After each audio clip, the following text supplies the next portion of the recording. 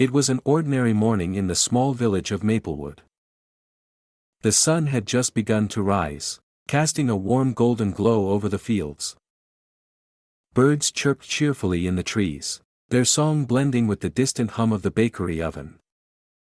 The sweet, comforting scent of fresh bread wafted through the air, mingling with the earthy fragrance of dew-kissed grass. Farmers, already hard at work, could be seen heading toward the fields, their boots crunching against the dirt roads. The village was waking up in its usual peaceful rhythm, as it did every day. But little did anyone know, today would be different. Today, everything would change in an instant. Abigail, a young woman in her early 30s, was near the village well, carrying a basket of freshly picked vegetables. She hummed quietly to herself, lost in thought, as she made her way to the market square. The village, so accustomed to quiet mornings like this, seemed to be in its usual peaceful state. Yet, something in the air felt different. There was an undercurrent of urgency, a subtle shift in the atmosphere that only the most sensitive could detect. It started with a sudden bark. At first, it blended into the background noise of the village. A dog barking was not an unusual sound. There were plenty of dogs around, many of them barking at the rising sun or greeting familiar faces. But this bark was different.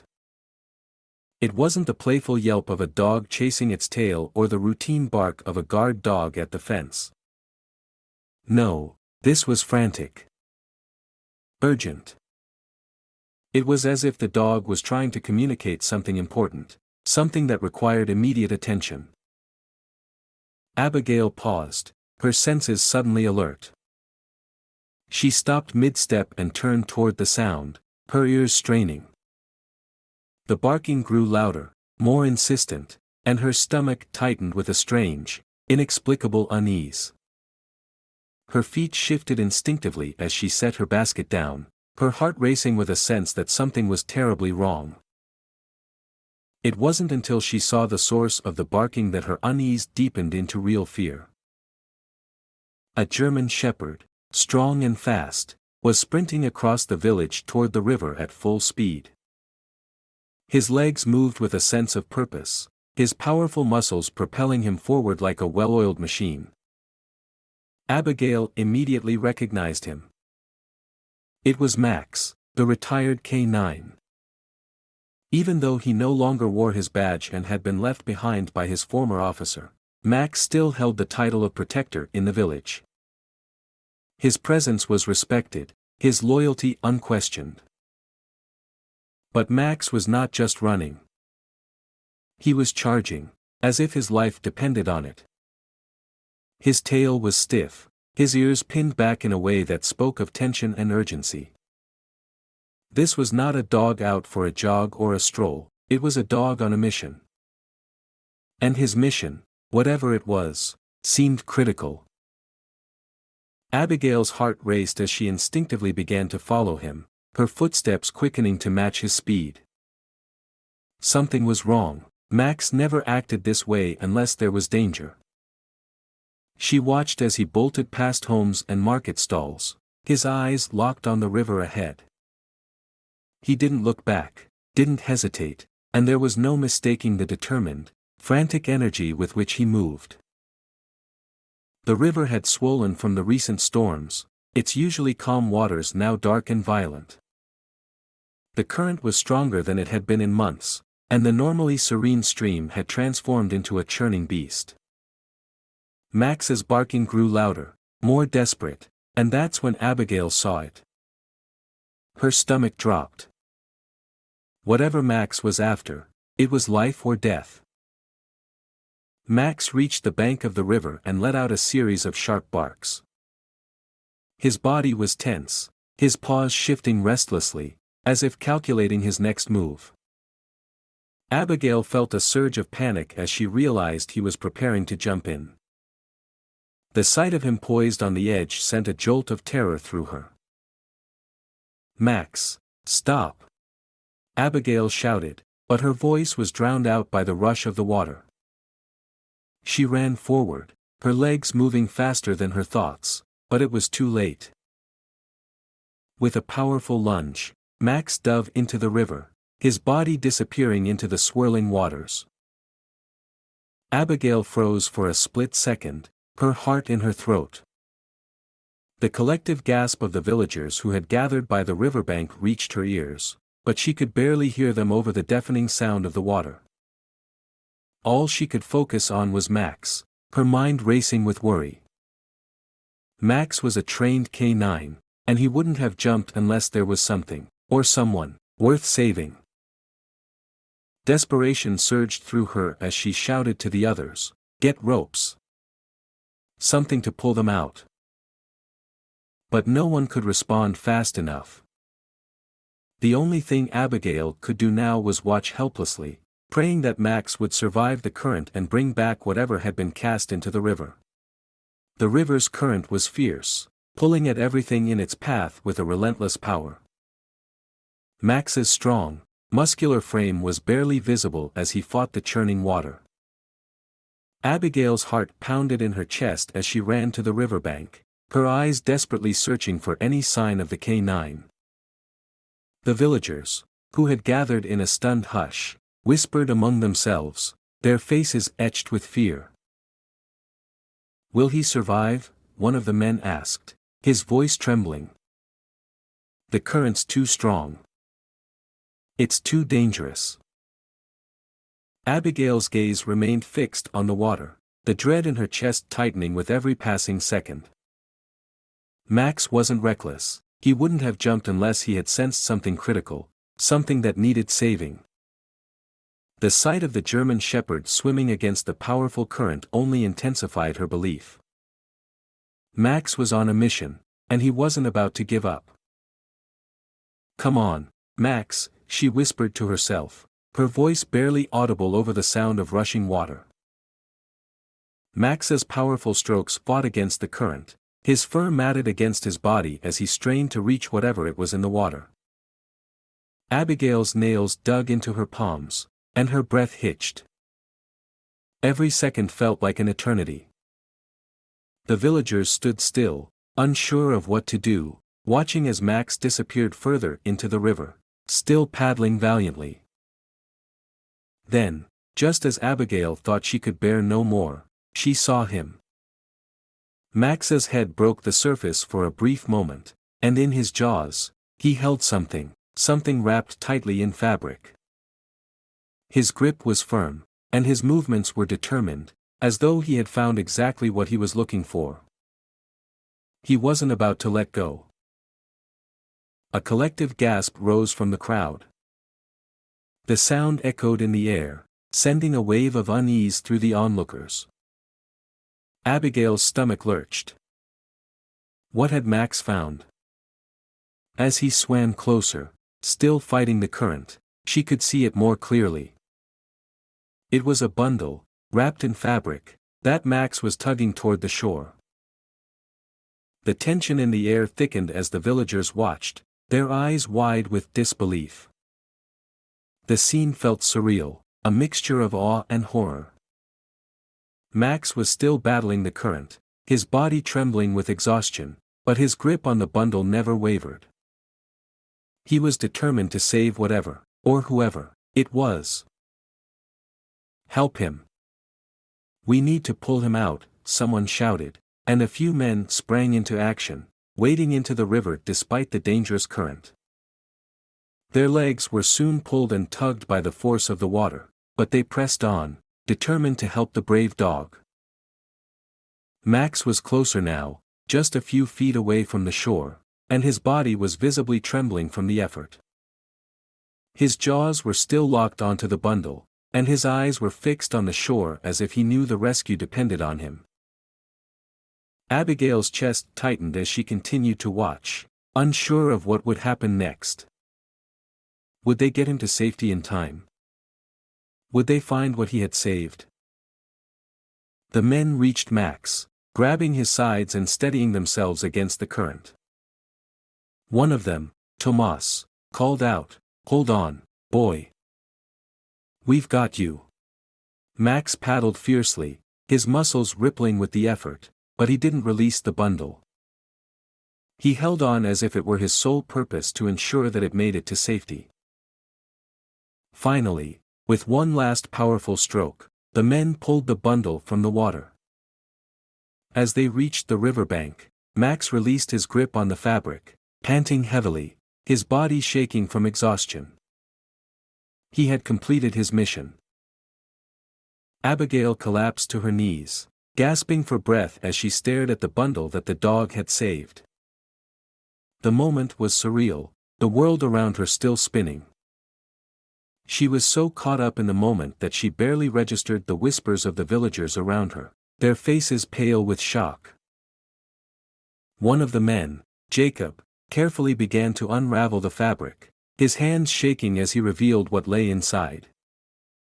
Abigail felt her breath catch in her throat as the final layer of fabric fell away. There, nestled in the soaked cloth, was a newborn baby. The infant was pale, unmoving, and its lips were a shade of blue from the cold water. A horrified silence fell over the villagers. Abigail's heart dropped into her stomach, and for a moment, no one moved. The air was thick with shock, and the sound of rushing water seemed to grow louder in the stillness. Then, without warning, the baby coughed, a weak, raspy sound that echoed through the tense silence. A shudder ran through the tiny body as a breath was drawn, the baby's chest rising and falling in a fragile rhythm. Abigail's shock turned into action. "Get blankets. We need to warm the baby now," she shouted, her voice hoarse. The villagers snapped into motion, rushing to find anything they could to help. A woman, her hands trembling, stepped forward with a thick shawl and wrapped the infant in it. Another man, Tomas, gently lifted the baby into his arms, moving as quickly as he could to get the child to safety. Max, still catching his breath, let out a soft whimper. His eyes remained fixed on the baby, his soaked fur clinging to his body. Even in his exhaustion, he didn't look away. He had saved this child, and the weight of that realization hung in the air. Abigail knelt beside Max, tears welling in her eyes. She cupped his face, brushing the wet fur from his eyes. "You're incredible," she whispered. "You're a hero." Max let out a tired sigh, resting his head against her palm. Abigail's gaze shifted from Max to the baby in Tomas's arms. Someone had left this child in the river. Someone had tried to ensure that it would never be found. And as the baby's weak cry filled the air, Abigail knew they had to act fast. The baby was alive, but barely. The air around the riverbank was thick with tension. Abigail's heart raced in her chest as she looked from the tiny, fragile baby in Tomas's arms to the brave German shepherd, Max, still lying on the ground, panting heavily from the exertion. His once glossy coat was now matted and soaked, his muscles trembling from the cold and exhaustion, but his gaze never wavered from the infant he had risked his life to save. The villagers were in shock, gathered in small, whispering groups, their faces a mixture of disbelief and horror. How could someone have abandoned such a helpless child in the river? What kind of person could do something so cruel? Questions filled the air, but none of them had an answer. The only thing that mattered now was that the baby had survived, thanks to Max's heroism. Tomas, still cradling the baby gently, looked down at it, his face grim. The baby's skin was cold to the touch, its lips pale from the water's chill, but there was a faint flutter of life. The baby's chest rose and fell in shallow breaths, and its tiny hands twitched as if trying to hold on to life. Abigail's gaze never left the baby as she stepped closer to Tomas. "We need to get the child to the doctor. Now," she said urgently, her voice steady but laced with panic. The baby needed medical attention immediately. The river's cold waters had already drained the baby of vital warmth, and every second counted. "Get the blankets," Tomas ordered, looking to the other villagers. The woman who had wrapped the child in her shawl quickly stepped forward, offering a thick woolen blanket, which Tomas wrapped around the baby with care. Abigail, her mind racing with possibilities, glanced down at Max. Despite everything, the K9 had not moved, his body still, but his deep brown eyes followed the movements of the villagers as they worked to help the baby. The connection between Max and the child was undeniable. He had known. He had sensed that this child needed saving, and he had risked his life to ensure that it did not perish in the merciless river. "You saved her," Abigail whispered to Max, her hand resting gently on his head. His eyes met hers with a tired, unwavering loyalty. Max let out a soft whimper, but his gaze never left the child. It was as if, even in his exhaustion, he understood that his mission was far from over.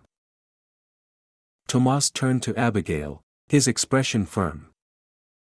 "We need to hurry," he said. "The doctor's house is just up the path. I'll carry the baby. You help Max." Abigail nodded quickly, her resolve hardening. She knew they had to get the baby to safety before it was too late. Tomas carefully lifted the baby in his arms, and together, they started making their way toward the village. The dirt path was uneven, and the baby's weak cries filled the air, urging them forward. Max, still exhausted but determined, followed closely behind, his tired steps slow but steady. Despite the strain on his body, the K9 refused to leave the child's side. As they walked, the villagers continued to murmur among themselves, their words lost in the rush of the moment. Abigail couldn't help but glance back over her shoulder at Max. His loyalty was unshakable. He had saved this child, and now, they were all on a mission to make sure the child stayed alive. The tension in the air grew heavier with every step. Who would do such a thing? Who could throw away a newborn child like it was nothing? The questions were endless, but one thing was clear: someone needed to pay for this. And Abigail was determined to find out who. But for now, there was only one priority: getting the baby to the doctor. When they finally arrived at Dr. Valdez's small home at the edge of the village, Tomas pounded urgently on the door. "Dr. Valdez. Open up."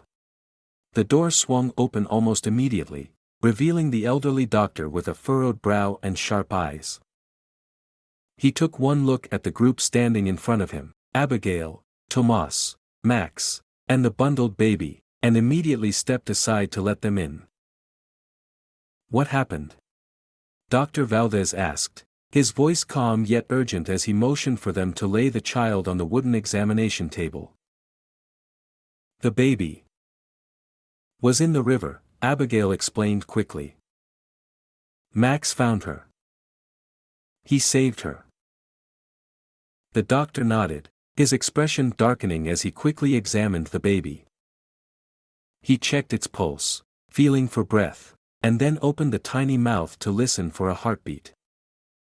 The room was filled with a heavy silence. Just as it seemed like time had stopped, the baby let out a sudden, raspy cry, its tiny chest rising and falling. A wave of relief swept through Abigail, and she let out a choked sob. Her knees nearly gave way as she clutched the edge of the table, her hands shaking. "The baby's alive," she whispered in disbelief. Dr. Valdez's voice was heavy with urgency. "Yes, but very weak. We need to warm her up immediately." He motioned for one of the villagers to hand him a thick wool blanket, and he carefully wrapped the baby, rubbing its arms and legs to stimulate circulation. Abigail watched, her breath still shallow. She glanced at Max, who was now resting by the door, his exhausted body draped on the floor. His deep brown eyes watched the baby with a protective gaze, even though he was clearly fatigued. "You saved her," Abigail repeated softly, her voice full of gratitude. Max's tail gave a weak thump against the floor, as if he understood that he had done his part, and now, it was up to the doctor to finish the job. The warmth of the doctor's home did little to ease the unease that settled in Abigail's chest. The baby, wrapped securely in blankets, was resting on the examination table, her chest still rising and falling with faint breaths. Dr. Valdez continued his careful examination, his brow furrowed as he monitored the infant's vital signs. His hands were steady, but there was no hiding the worry in his eyes. The child was alive, but just barely. Abigail's heart ached as she stood by the table, watching over the baby. Despite everything, a small part of her still struggled to comprehend the cruelty of the situation. The baby had been abandoned in the river, left to die. Someone had done this, and whoever they were, they needed to answer for it. Max, lying exhausted on the floor beside them, let out a low whine, as if sensing Abigail's inner turmoil. His tired eyes followed her movements, his loyalty unwavering. He had saved the baby. He had risked his life, battling the treacherous current to ensure the child's survival. But now, the danger had passed, and his body was exhausted from the ordeal. Still, he never took his eyes off the infant, his role as protector far from over. "Doctor," Tomas said, breaking the silence in the room. He had been pacing near the door, his expression grim. "What are we dealing with here? This child is clearly in danger, but we need to know how to help her." Dr. Valdez didn't look up immediately. His hands moved gently over the baby's small body as he checked for any signs of injury. "The baby is extremely weak," he said, his voice heavy with concern. "She's been in the water too long. We need to keep her warm, keep her hydrated, and monitor her for signs of hypothermia. The cold waters of the river have drained her of her strength." Abigail nodded, her eyes lingering on the baby's fragile form. Every second counted now. The baby was fighting for her life, and they couldn't waste any more time. "We need to find out who did this," Abigail said firmly. "Who left this child in the river?" Her voice trembled slightly with the weight of the question, but her determination was clear. "Someone abandoned her, and we need to find out who." Just then, the door to the doctor's office swung open, and a woman burst into the room, her face streaked with tears, her clothes disheveled and muddy. Her eyes landed immediately on the baby, and she let out a cry of pure despair. "No," she gasped, her voice shaking. "My baby, that's my baby." The room fell silent, all eyes turning toward the woman. She stumbled forward, reaching out for the child, her hands trembling. Abigail instinctively stepped between the woman and the infant, blocking her path. "Who are you?" Dr. Valdez asked, his voice firm yet compassionate. "And how do you know this child?" The woman clutched the doorway for support, her body trembling as she tried to compose herself. "My name is Clara," she said, her voice cracking. "Please, that's my baby. I didn't leave her. I swear I didn't." Abigail's mind raced. The woman's voice held a desperation that seemed genuine, but there was no denying the confusion swirling around her. How had this woman's baby ended up in the river? How could anyone claim to have a child and then not know what happened to her? Clara's eyes locked onto the baby, tears streaming down her face as she reached out again. "I didn't leave her in the river. Someone took her. I woke up this morning, and she was gone. I searched everywhere. And then I heard people talking about the river. I ran here as fast as I could." Abigail exchanged a glance with Dr. Valdez. Could Clara be telling the truth? Was it possible that someone had taken the baby from her? Tomas stepped forward, his face skeptical. "Then how did your newborn end up floating in a river?" Clara's chest heaved with emotion as she struggled to explain. "Someone must have taken her and thrown her into the water," she said, her voice thick with sorrow. "I don't know who would do such a thing, but I swear on my life, I didn't leave her there." The room was thick with tension.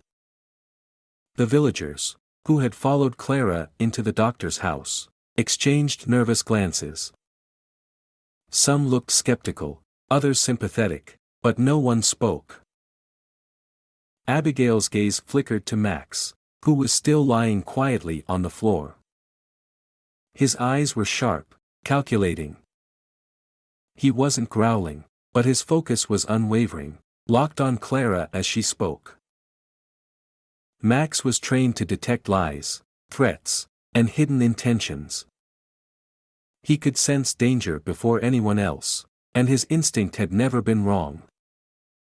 If Clara was truly responsible for harming her baby, Max would have reacted, he would have shown signs of aggression, of distrust. But he remained calm. His eyes never left Clara, but he showed no signs of hostility. Abigail took a deep breath, stepping forward cautiously. "Clara," she said, her voice softer now. "If what you're saying is true, then who could have done this to you? Who would take your child and leave her to die in the river?" Clara's face crumpled as fresh tears spilled down her cheeks. "I don't know," she sobbed, her voice breaking. "I just don't know. My husband, he didn't want the baby. He told me we couldn't afford to take care of her. But I never thought he would. I never thought he would do this." Abigail's heart clenched. Clara's voice held an unmistakable note of pain, but it also carried an undercurrent of fear. Something wasn't right. Tomas frowned, his expression hardening. "Where is your husband now?" Clara wiped her eyes, her breath shallow. "I don't know. He left early this morning. When I woke up, the baby was gone." Abigail's fists clenched. "If he's the one who did this, then we have to find him." Dr. Valdez nodded, his face grim. "We need to find out who's responsible for this. But first, the baby needs to recover. She's not out of danger yet." Clara looked down at the baby, her face full of anguish. "Please," she begged, her voice desperate. "Just bring her back to me. I need to know why this happened." Abigail felt a cold shiver run down her spine. Whoever had done this wasn't finished yet. There was more to this story, and they had to uncover the truth before it was too late. The air outside Dr. Valdez's house was thick with unease as Abigail, Tomas, and a few other villagers left the doctor's office.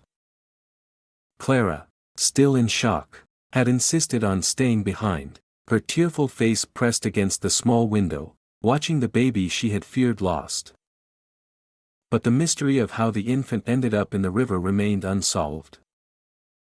There was one person, one potential culprit, who had been on Abigail's mind since Clara's words had dropped like a heavy stone. Clara's husband. The name swirled in Abigail's thoughts like smoke. The man who had apparently abandoned his family, the man who had told Clara they couldn't afford to care for their baby. Clara had spoken of his bitterness, but it was the mention of his departure that stood out. Where was he? Why had he left so early this morning, only for Clara to wake up and find her baby gone. The village buzzed with whispers as the group made their way through the winding paths, heading toward the outskirts. The weight of their journey hung over them. There was a palpable tension in the air. The village, which had once been a peaceful haven, now felt different. Suspicion and fear had taken root. "Where do you think he could have gone?" Tomas asked, his voice low as he quickened his pace. His jaw was set, determination flashing in his eyes. "I don't know," Abigail replied, her heart racing. She was aware of the looming possibility. But what was even more troubling was the small voice inside her that feared Clara's husband might not be alone in his actions. That he might have had help, someone who had a hand in this despicable act. They soon found themselves at the base of the hill leading to the old mill. The mill had been abandoned for years, its wooden frame worn down by time and neglect. The sight of it made Abigail's pulse quicken. It was the perfect place for someone to hide. No one ventured up that far anymore. The path was rugged and secluded, the kind of place someone would go to escape notice. "Do you think he could be there?" Tomas asked, his voice hard with resolve. Abigail hesitated before nodding. "It's possible. It's the last place anyone would look for him." They approached the mill quietly, careful not to make a sound. The place was eerily silent, save for the occasional rustle of leaves and the soft whistle of the wind. As they neared the door, Max, who had been walking quietly behind them, suddenly froze. His body tensed, his ears perked as he scanned the darkness around them. Abigail's stomach tightened. "Stay back," Tomas whispered, signaling for them to remain silent. He moved ahead cautiously, taking small, measured steps toward the entrance. Abigail followed Tomas as he crept closer to the door, his movements slow and deliberate. They hadn't gone far when Max suddenly growled low in his throat. His body was coiled, ready for action. Something was wrong. Without warning, the door creaked open, and a shadowy figure dashed toward the back exit of the mill. A flash of movement, a man, his clothes damp, his face pale with fear, bolted away from them.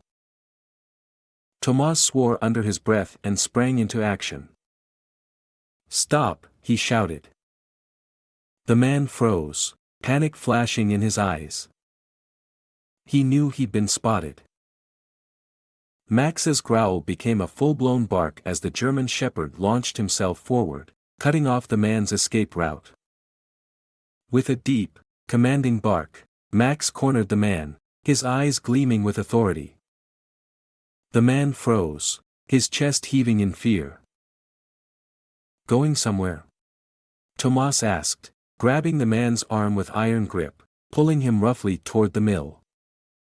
The man tried to break free, thrashing wildly, but Tomas held him tight. "Let me go," the man snarled, struggling against Tomas's hold. His face was twisted with panic. "Who are you?"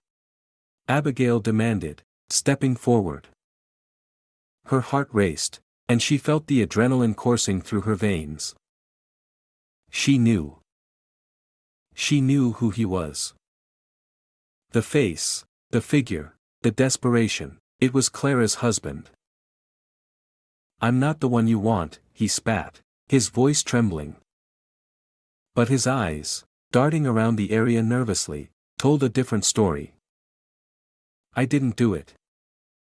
I didn't leave my baby." "You threw your baby in the river." Tomas growled, shoving the man against the mill's wooden wall. "You abandoned her." "We found her in the water." The man's face paled, and his eyes flickered toward the darkened doorway, his body trembling in fear. I didn't have a choice." His voice was barely audible, cracking under the weight of his confession. A choice? Abigail repeated, her voice rising in anger. You're telling me you had a choice in this? The man hesitated, sweat beading on his forehead. I was told to do it, he said, barely a whisper. By who? Tomas demanded, his grip tightening. Who told you to do this? The man's eyes darted nervously toward the mill's back exit. He was shaking now, fear flooding his face. He wasn't just afraid of Tomas or the villagers. He was afraid of someone else. Before the man could speak further, a rustle from outside made everyone freeze. Max's ears flattened as he growled, his eyes fixed on something beyond the entrance. Someone was watching them.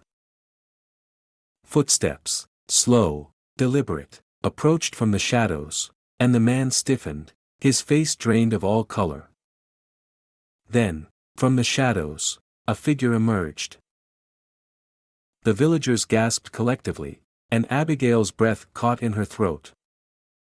The figure that emerged from the shadows was familiar. It was Elias, the village elder. The moment Elias stepped into the faint moonlight, the tension in the air became suffocating. The villagers, who had followed Tomas and Abigail to the mill, stared in shock, their faces a mixture of disbelief and horror. Elias, the trusted elder of the village, the man who had been regarded as wise and respectable for years, was standing before them, his grim expression revealing little about what had just transpired.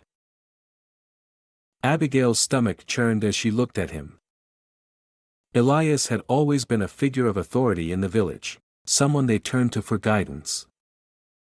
But now, everything she thought she knew about him felt like it was crumbling. What are you doing here, Elias? Tomas asked, his voice low but firm, as he tightened his grip on Clara's husband. This man just tried to abandon his child. Why are you involved? Elias's face hardened, his eyes scanning the group before he finally spoke. I told him to do what was necessary, he said coldly. His voice lacked any sense of remorse, only a chilling certainty. Abigail's heart pounded as she processed his words. What do you mean? What was necessary, she asked, her voice shaking with disbelief. Elias's eyes shifted toward the ground for a moment, as if considering how to respond. Then, he looked directly at her. The child should not exist, he said bluntly. She is a disgrace to the village. Her bloodline is not pure. It's for the good of the community. The words hit Abigail like a slap. Her breath caught in her throat as she stared at Elias, unable to comprehend the cruelty in his voice. What are you talking about? She demanded, stepping closer to him. How could you say something like that? She's just a baby. Elias remained unmoved, his expression cold as stone. The bloodline of this village must remain pure, he continued, his tone unwavering. That child should never have been born. She's an affront to the traditions of our people. The anger inside Abigail flared up like a wildfire. How dare he? The village elder, the man they had trusted, was speaking of bloodlines and purity as if the life of a child meant nothing. Her mind reeled with the implications of his words. This wasn't about the well-being of the village. It was about control, about a twisted view of what was acceptable. Max, who had been lying quietly at the entrance of the mill, suddenly growled, his body tense with aggression. His sharp eyes were locked on Elias, and Abigail felt a rush of admiration for the dog. Even after everything Max had been through, even after risking his life to save the baby, he was still standing guard, sensing the true danger of the situation. Is this really what you believe, Elias? Abigail asked, her voice filled with fury. You would let an innocent child die because of some twisted idea of purity? Elias's lips curled into a bitter smile. It's for the greater good, he said dismissively. I did what was necessary to protect the village. Abigail took a step forward, her fists clenched tightly by her sides. You're a monster, she spat. You don't deserve to be here. Just then, the man who had been Clara's husband, the one who had tossed his child into the river, staggered back, his face pale with fear. No. I didn't want to do it, he pleaded, his voice shaking. I was told to. He told me to do it. The words barely registered in Abigail's mind as she turned her attention back to Elias, the realization dawning on her with full force. You told him to throw his baby into the river, she asked, her voice trembling with disbelief.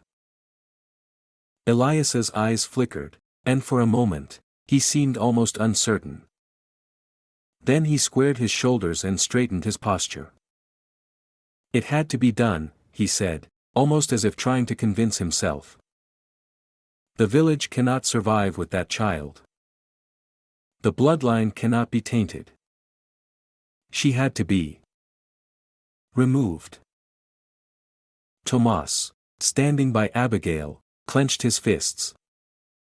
You're despicable, he hissed, his voice thick with rage. Abigail felt a surge of emotion, but before she could say anything more, Elias made a sudden movement. He reached under his cloak, his fingers brushing something metal. Before anyone could react, he pulled out a knife, its blade gleaming in the dim light. No! Abigail cried, instinctively stepping forward. Tomas, quick on his feet, shoved Clara's husband aside, just as Elias lunged at him.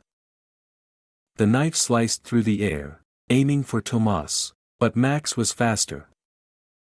With a swift, calculated move, the German shepherd launched himself between them, snarling as the blade grazed his side. A sharp yelp echoed through the mill as Max took the hit. Abigail's heart stopped. Max, she screamed, her voice filled with panic as she rushed toward him. The dog staggered, his body shaking from the impact, but he didn't back down. He stood over Elias, baring his teeth, his powerful frame still a force to be reckoned with. Elias looked at the dog with a mix of fear and confusion, but Max's instincts were clear, he would not let Elias harm anyone. Max lunged again, knocking Elias to the ground with force, his jaws snapping inches from the man's face. Elias scrambled, trying to reach for the knife, but Tomas kicked it out of his hand, sending it skidding across the floor. You attacked an innocent man, a woman, and a trained K9, Tomas said, his voice full of authority. You're done. The villagers, who had been standing at the edge of the scene, rushed in now, their faces a mix of horror, anger, and disbelief. Elias's reign of influence over the village was finished.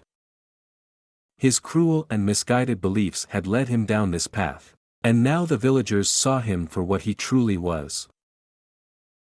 Abigail knelt beside Max, her hands shaking as she gently pressed against his wound. His fur was matted with blood, and his body trembled, but he was still alive. Max whimpered softly, his tail thumping the ground in a quiet show of resilience. He wasn't finished yet. You're okay, boy, Abigail whispered, her voice filled with emotion. You're going to be okay. As Elias was restrained and led away by the villagers, Tomas turned to Abigail, his face hard with resolve. Justice will be served. He'll face the authorities for what he did. Abigail nodded, her gaze shifting back to Max. She knew that, in the end, the village would heal. Thanks to Max, the baby had been saved, and now, The darkness that had hung over the village was being brought to light. The tension in the mill finally snapped as Elias was dragged away by the villagers, his face twisted with defiance, though it was clear that his influence over the village had crumbled. The once respected elder, who had prided himself on his control over the community, was now a prisoner of his own dark actions. The villagers, who had once listened to him without question, now saw him for what he truly was, a man consumed by his twisted beliefs. His reign had come to an abrupt end, and the village would never be the same. Abigail stood still, her hands shaking as she pressed them against Max's wound, trying to stop the bleeding. The German shepherd, despite his exhaustion and the injury, refused to lie down. He was still watching over the village, as he always had. His chest heaved with labored breaths, but his eyes remained sharp, his loyalty unyielding. The wound was not deep, but the sight of blood made Abigail's heart ache. She had never imagined that the brave dog who had risked his life to save a helpless infant would be injured like this. "Max," she whispered softly, her voice full of concern. "You've been through so much already. Just hold on, okay? We're almost there." The dog let out a tired whimper and nudged her hand with his nose, as if reassuring her that he was still fighting. He was more than a dog, he was a protector, a hero, and Abigail's heart swelled with pride as she watched him try to comfort her, even in his own pain. Tomas, who had been busy organizing the other villagers, now approached Abigail. His face was serious, but there was a flicker of relief in his eyes. "The baby's stable. Dr. Valdez is keeping a close eye on her. She's still fragile, but she's breathing well, and her color's improving. We did it, Abigail. Thanks to Max, that child has a chance." Abigail nodded, a sense of gratitude flooding through her. She glanced at the baby, still lying in Dr. Valdez's care, but her thoughts kept returning to Max. He had been the one to pull that child from the river. He had been the one to risk everything, without hesitation, to save a life that wasn't his to protect. And now, here he was, injured but still standing tall. He had done more than any human could have. "He saved her," Abigail said, her voice thick with emotion. "If not for him, that child would be gone." Tomas patted her on the shoulder gently. "And he saved you too, Abigail. You didn't have to face this alone. He's been a hero to all of us." Abigail looked down at Max, who was now sitting upright, his head slightly lowered but his eyes still filled with that familiar, unwavering loyalty. She knelt beside him, gently running her hand over his soaked fur. "You're more than a hero," she whispered, tears threatening to spill from her eyes. "Your family." Max, as if understanding the weight of her words, gave a soft, tired huff, his tail giving a slow thump against the floor. Despite his injury, he didn't look away from Abigail, his presence calming and reassuring. In that moment, Abigail knew that, despite the darkness they had just endured, there was still so much good in the world, so much hope. As the village began to recover from the shock of the past few hours, the weight of the event started to sink in. Clara, now sitting with the baby in Dr. Valdez's office, was a woman forever changed. She had feared losing her child forever, but thanks to Max, her daughter was alive. And as the baby's cries grew stronger, Clara's spirit began to heal. The villagers, too, began to rebuild their trust in each other. There was no place for the cruelty Elias had instilled in them anymore. His twisted beliefs no longer had power over the community. The bond of the village had been tested, but it had survived, and it would continue to thrive in the face of adversity. 6 months passed, and the village of Maplewood began to return to its quiet rhythm. The seasons shifted, bringing with them new growth and new life. And amidst it all, one name remained etched in everyone's hearts: Max. The village no longer spoke of Elias except in hushed voices. His imprisonment had been swift and just. His actions, too severe to be ignored, had made it clear to the villagers that darkness had no place in their community. Justice had been served, and the healing could begin. Clara, once a woman filled with fear and uncertainty, had become a symbol of resilience. She had chosen to stay in the village, to give her daughter the life she deserved. The baby, once known only as the child abandoned in the river, now had a name: Hope. It was the name Clara had chosen for her, a reflection of everything she had survived and everything she had yet to live for. One particular morning, Abigail sat on her small wooden porch, sipping tea as the golden sunlight spilled over the fields. By her side, stretched out in the warmth of the morning, was Max. His deep brown eyes scanned the horizon, ever watchful, ever alert. Though retired from his police duties, Max's instincts never faded. He had found his place in the village, and more importantly, he had found a home, one where he was loved and cherished. As Abigail smiled down at him, she heard a familiar sound, a small, bright laugh. She turned to see Clara stepping outside, Hope now 6 months old in her arms. The baby had grown strong and healthy, her bright eyes full of curiosity. Hope's tiny hands reached for everything around her, but there was one thing that fascinated her more than anything else: Max. The moment Hope saw the German shepherd, her face lit up in delight. She squealed and reached out for him. Max's ears perked up, and he lifted his head, his tail thumping gently against the porch. He watched as Clara set Hope down on the ground, and the baby eagerly crawled toward him, her tiny hands reaching out until they touched his fur. Max, ever the protector, stilled, watching the child carefully.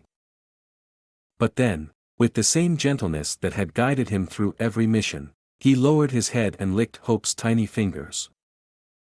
The baby giggled, clapping her hands in delight. Abigail smiled through the tears that welled up in her eyes. This wasn't just a moment of joy, it was trust.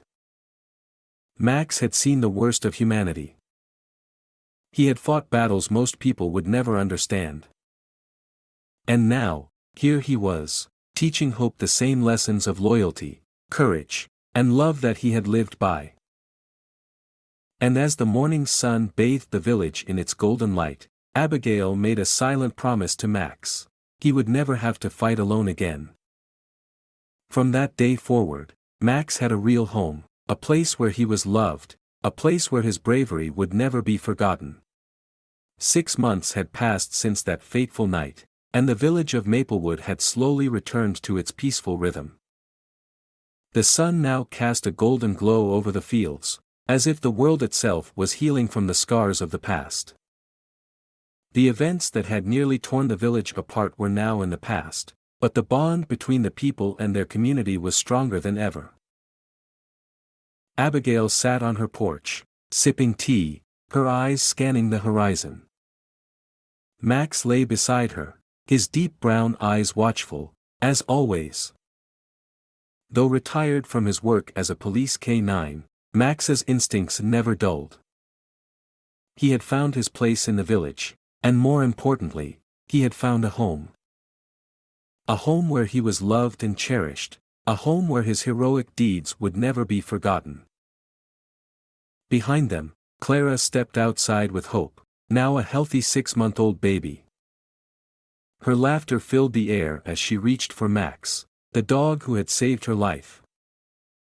Hope's tiny hands reached out eagerly, and Max, with his usual gentleness, lowered his head, letting the baby touch his fur. The bond between them was undeniable. Max had pulled her from the river, and now, He watched over her like the protector he had always been. Abigail smiled, her heart swelling with emotion. She had witnessed the transformation of not just the village, but of Clara, who had become a symbol of resilience.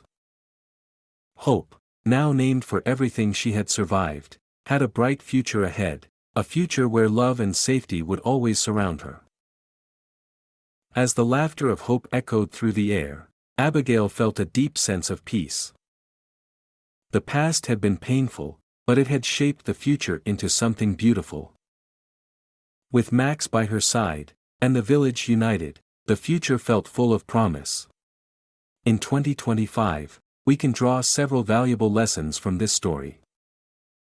At its core, the narrative teaches us the importance of loyalty, bravery, and community. Max, the retired K-9, embodies unwavering loyalty and courage, even in the face of life-threatening danger. His actions demonstrate that true heroes do not hesitate to risk everything to protect others. Max's instinct to save the baby, despite his own exhaustion and injury, is a powerful reminder that sometimes the most selfless acts of bravery come from those who least expect recognition. In a world often marked by uncertainty and fear, Max's determination reminds us of the immense strength that can come from compassion and responsibility. The story also teaches the significance of community support. The villagers, despite their initial shock and fear, come together in times of crisis, showing that unity is essential when facing challenges. The willingness of the villagers to take action, whether by helping Max or standing up against the wrongdoers, reflects the power of a close-knit community that is determined to do what is right. The village, once divided by suspicion and fear, heals through collective efforts, proving that overcoming adversity requires trust, teamwork, and shared purpose. Finally, the story underscores the value of second chances. Clara, once afraid and uncertain, transforms into a symbol of resilience and hope, who once symbolized abandonment, now represents hope and new beginnings. This reminds us that no matter how bleak things may seem, the future holds opportunities for healing, growth, and renewal, especially when we choose to act with integrity and compassion. As we move into 2025, we can take these lessons to heart, knowing that loyalty, bravery, and the strength of community are timeless qualities that can help guide us through the most difficult of times. Max's journey has been nothing short of heroic, and now, we need your support more than ever. His bravery and unwavering loyalty saved an innocent life, but the story doesn't end here. Max has shown us the true meaning of being a protector, but what will be his next challenge? How will his bond with the village continue to evolve? We want to hear from you, our incredible audience. Share your thoughts, ideas, and suggestions for Max's next steps. What challenges do you think he should face? How can he continue to protect those he loves, and what role should the village play in his future?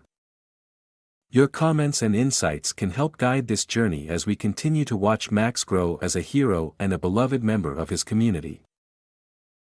Your support means the world to us, and together, we can ensure Max's story doesn't fade away. Let us know what you think his next actions should be, and don't forget to like, share, and subscribe for more heartwarming tales of loyalty, bravery, and community. Max's journey is just beginning. Join us and be a part of the next chapter.